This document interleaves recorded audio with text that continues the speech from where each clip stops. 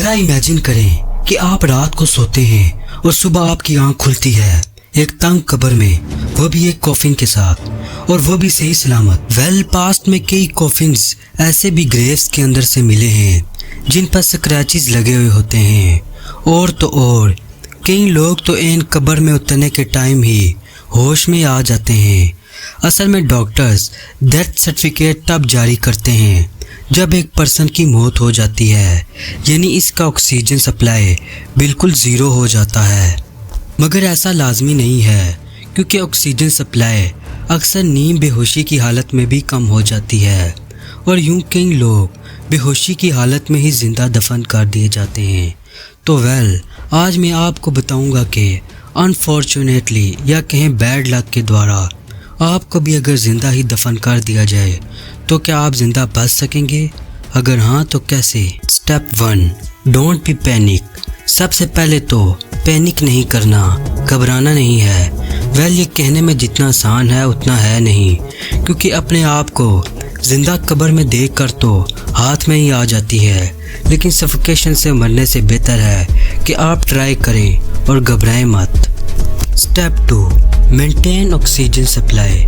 इसके बाद दूसरा काम आपको इस ग्रेव के अंदर मौजूद ऑक्सीजन पर पूरा ध्यान देना है, क्योंकि आपके पास लगभग 1 ही घंटा होगा, तो जल्दी जल्दी हाथ पैर चलाना होगा। डीप ब्रेथ आपके बहुत काम आने वाली है। Step 3, escape coffin.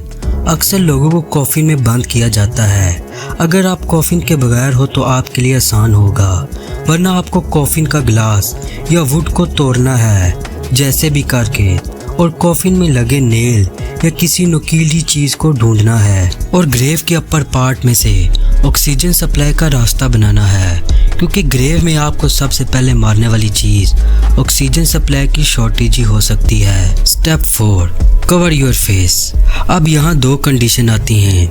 नंबर 1, या तो आपकी कब्र कच्ची हो या पक्की।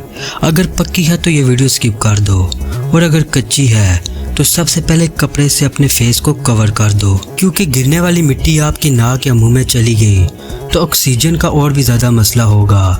फेस को कवर करने के बाद ऊपर की मिट्टी को हटाना शुरू करो, और अगर भारी पत्थर हैं तो हटाओ अगर हटा सकते हो तो, और ये आपका आखिरी स्टेप होगा, और आप एक लकी इंसान बन जाओगे जो कब्र से ज़िंदा वापस आ जाओगे। वैसे इस टेक्नोलॉजी के दौर में ऐसा बहुत रेयर ही होता है, मगर बताता चलूँ कि अगर कोई कब्र से बाहर ज़िंदा बच कर आ भी जाए तो वो पूरी तरह से ज़हनी डिप्रेशन का शिकार हो जाता है, और कई रातें उसे जाग कर गुजारनी पड़ती हैं।